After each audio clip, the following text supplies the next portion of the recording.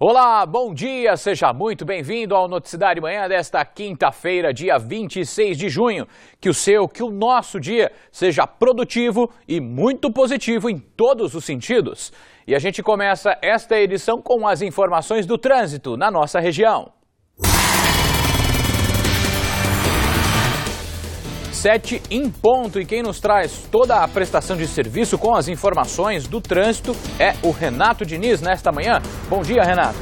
Bom dia, Fernando. Bom dia a todos que acompanham o Noticidade Manhã. Estou no quilômetro 0, no início da rodovia João Leme dos Santos, que liga Sorocaba a Piedade, Pilar do Sul e Salto de Pirapora. Rodovia que nesse momento, como a gente pode observar, tem o tráfego intenso, até um pouco mais tranquilo do que a gente costuma ver aqui no Noticidade Manhã.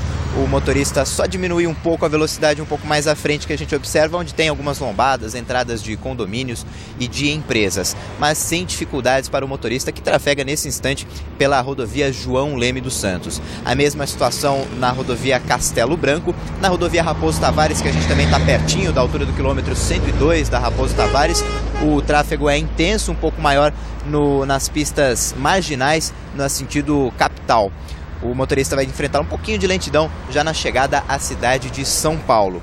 E ainda na Raposo Tavares, na altura do quilômetro 152 até o 156, em Itapetininga, a concessionária responsável pelo trecho realiza a operação Pare e Siga por conta de obras de duplicação ali na Raposo Tavares. Portanto, o motorista enfrenta um pouco de lentidão em razão dessa operação, que é das 7 horas da manhã, já começou e vai até às 4 horas, aliás, até às 6 horas da tarde de hoje. Hoje é o último dia de operação, último dia de dor de cabeça para o motorista que passa por esse trecho da rodovia Raposo Tavares.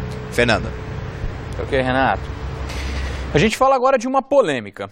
Uma lei municipal permite que clientes que vão aos shoppings de Sorocaba possam permanecer com o carro estacionado por 30 minutos sem a necessidade do pagamento. O problema é que estabelecimentos comerciais não concordam com a medida e recorrem à justiça.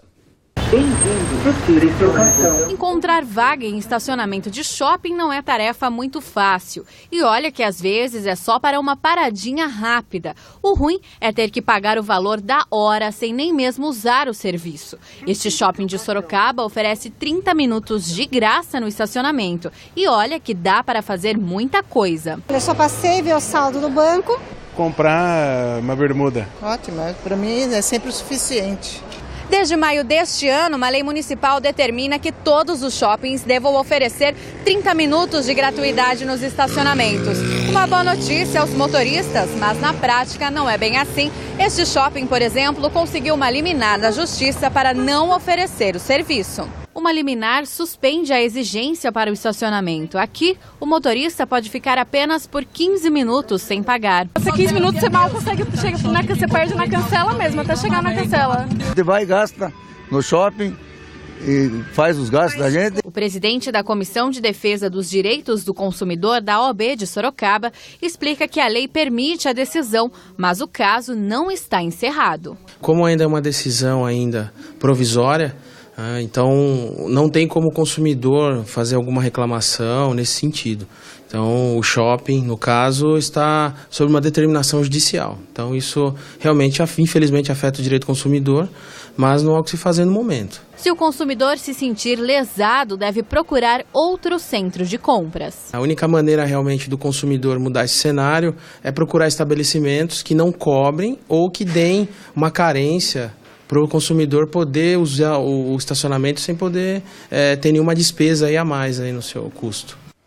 E para reforçar em nota, a assessoria do Shopping Iguatemi Esplanada respondeu que o Poder Judiciário publicou a liminar que suspende a exigência da lei municipal que concede a gratuidade do estacionamento para aqueles que permaneçam pelo período de até 30 minutos. 2 homens foram presos nesta madrugada suspeitos de integrar uma quadrilha que assaltou um posto de combustíveis no distrito do Porto, em Capela do Alto. Segundo a polícia, 5 homens armados invadiram o estabelecimento. Levaram um carro, R$2.000 e o celular de um cliente, além de um jogo de rodas do posto. A polícia militar foi acionada e recuperou o carro da vítima após uma perseguição a 2 dos suspeitos. Com eles também foi encontrada uma arma. Mais tarde, a Polícia Rodoviária encontrou outro veículo que teria sido usado pelo grupo, abandonado na altura do quilômetro 137 da Raposo Tavares. No carro estava o jogo de rodas e o celular do cliente que estava no posto. Os dois presos serão encaminhados ao CDP de Capela do Alto. E um susto nesta quarta-feira em Sorocaba, hein? Bandidos tentaram roubar uma loja que fica na rua Aparecida, na Vila Santana. Durante a ação, houve troca de tiros.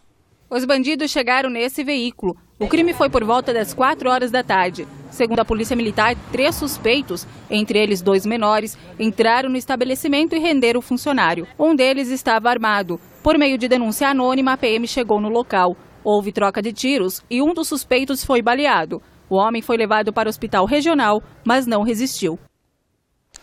Foi concluído o laudo da autópsia feita no corpo de Alciele Maria da Costa Silva, encontrada morta no dia 31 de maio, ao lado do namorado Raoni Loriano, na área rural de Porto Feliz.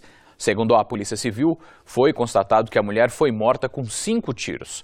Os disparos atingiram a cabeça e a coluna da vítima. Ainda segundo o delegado que investiga o caso, o laudo com a causa da morte de Raoni Loriano deve sair nos próximos dias. As suspeitas de que o casal de Itapetininga tenha sido morto por integrantes de uma facção criminosa. Foi preso em Sorocaba o casal morador de rua suspeito de ter matado o aposentado José Alves Carneiro, de 59 anos, na Vila Lacerda, em Jundiaí. O motivo do crime, segundo o delegado do caso, foi dinheiro. A vítima e suspeitos já se conheciam. Depois de espancar o homem, o casal ateou fogo no corpo dele em um terreno baldio. Olha só, a autópsia apontou que a vítima foi queimada viva.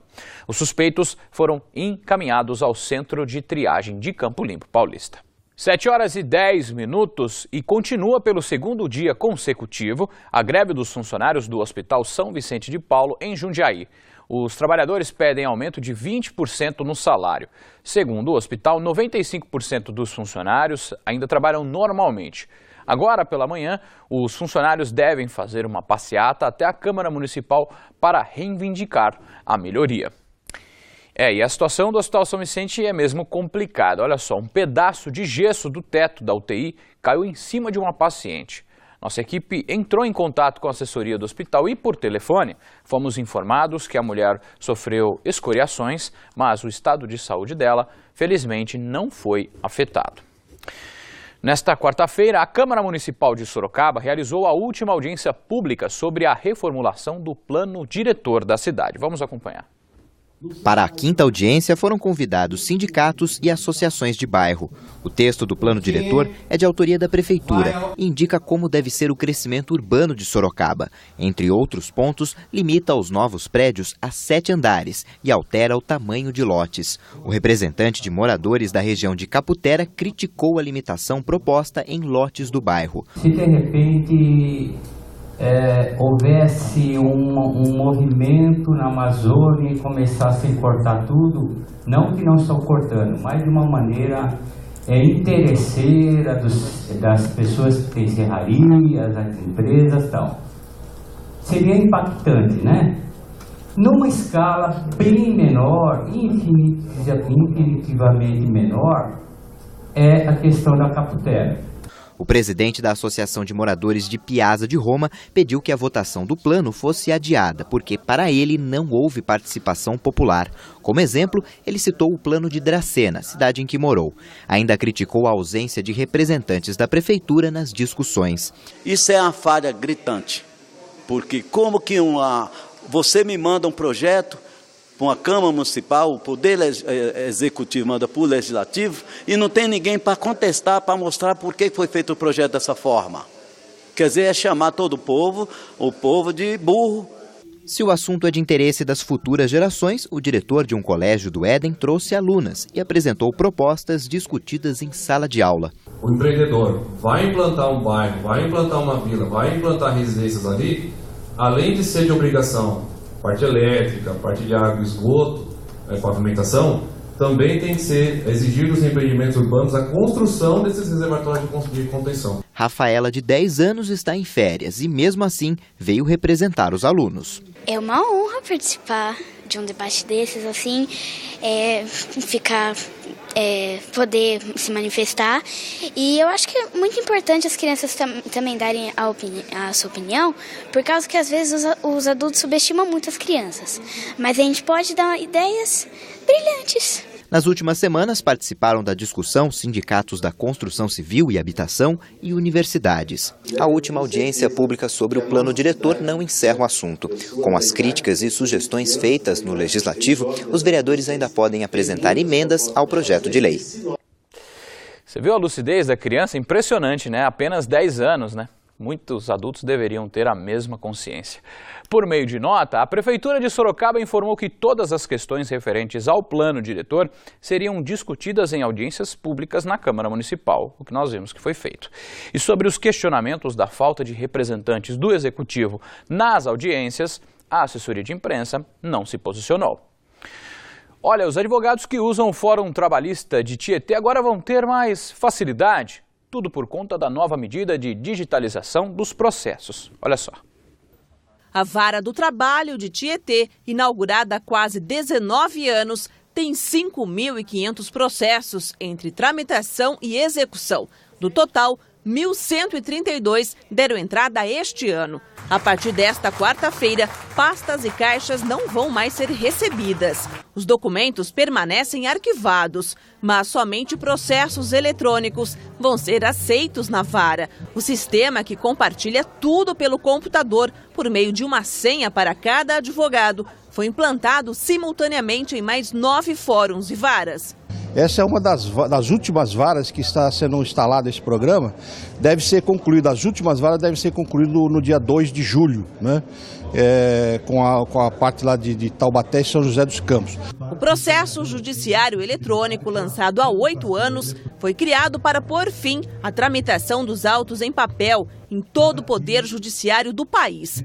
Moradores e advogados das cidades da região também vão ser beneficiados com a modernização. Os advogados praticamente não terão mais necessidade de movimentar qualquer tipo de ato processual, da necessidade de comparecer aqui na respectiva vara para a prática de atos processuais. De acordo com pesquisas do TRT, o tempo médio de tramitação de processos é de 581 dias para os processos físicos e de 47 no sistema eletrônico, redução de 92%. Nós não sabemos ainda como está a estrutura do juiz que tem que dar a sentença. Ele vai ter um volume de decisões a serem tomadas que vai chegar em suas mesas de uma forma muito mais rápida. E, portanto, ele vai ter que se estruturar para que possa compatibilizar a agilidade do processo, a agilidade das suas decisões.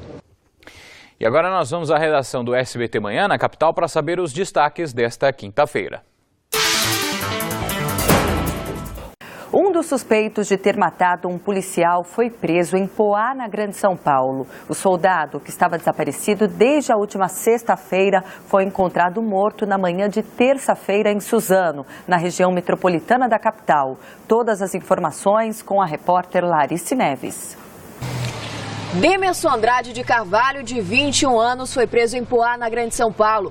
Segundo a polícia, ele confessou que roubou e matou o soldado Rodrigo de Luca, de 28 anos. Na casa dele foi apreendida uma bicicleta que ele teria comprado com os cartões bancários da vítima. Demerson ainda teria dado o objeto de presente para o filho. O outro acusado do crime já foi identificado. É Davis da Silva, de 24 anos. Ele tem 3 passagens pela polícia e continua foragido. Você vai ver a seguir, vereadores de Sorocaba visitam a estação de esgoto que custou 17 milhões de reais aos cofres públicos, mas até agora ela não funciona. São 7 horas e 17 minutos e vamos ver ainda. Pastoral do Menor realiza hoje o Dia da Família. São várias ações sociais na zona oeste de Sorocaba. Os detalhes no próximo bloco. O Noticidade Manhã volta já.